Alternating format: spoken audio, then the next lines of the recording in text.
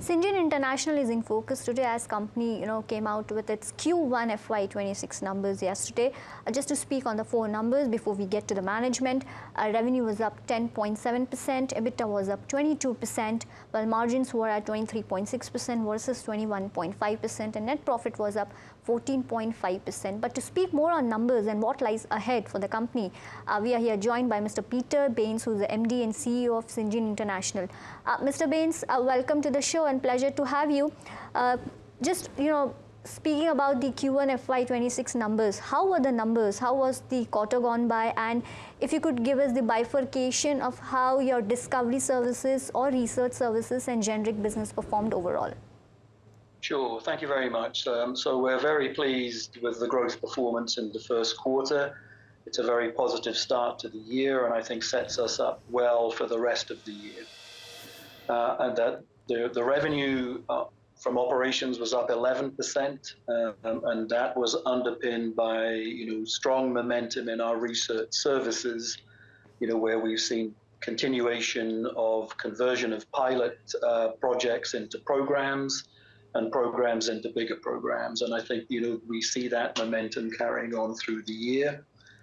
In our manufacturing services, we've made good operational progress. I think the highlight being that we've now operationalized the Unit 3 biologics facility in Bengaluru with the first clinical batch to a customer provided there. And in our Bayview facility, which is our first foothold in the United States, we're making good progress there. Consistent with our guidance to operationalize that in the second half of the fiscal. So very good progress on revenue, and we've seen EBITDA grow very much in line with expectations, with a margin around 25%, again consistent with expectations and guidance. And we've seen profit growth as well. The profit growth, I think, needs to be seen in the light of there has been a one-off this quarter related to the gratuity fund, which has pushed that up a little, and that will not play out for the rest of the year. But overall, the quarter has been very pleasing, a very solid start, with all indicators very much in line with expectations and consistent, so that we're very confident in maintaining guidance for the full year. Understood, Mr. Bains. Now,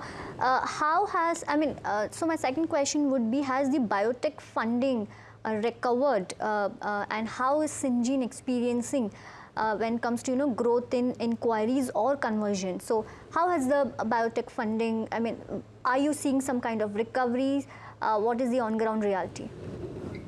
So from our lens, we've seen a partial recovery, but it's still, I think there's still movement there and it's not yet returned. This is biotech funding, VC biotech funding has not yet returned either to the levels we saw pre-pandemic, nor has it fully stabilized.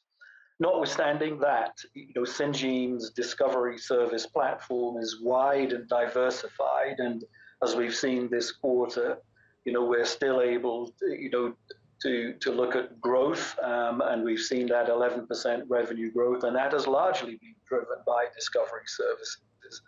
And we continue to see momentum from the multinational companies, the biopharma companies, the large and the mid-size, coming to us for RFPs, and these are requests for proposals to start pilot studies to assess our capabilities, and on the basis of that, we look to convert the pilots into programs, and we've seen a high conversion rate, and we see a maintenance of that pipeline through Q1 and beyond.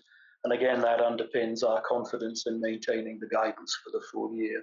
So not fully recovered, the biotech funding is not stabilized and not fully recovered, but Syngene has a wide platform and a set of diversified capabilities, and we're certainly seeing good growth beyond that.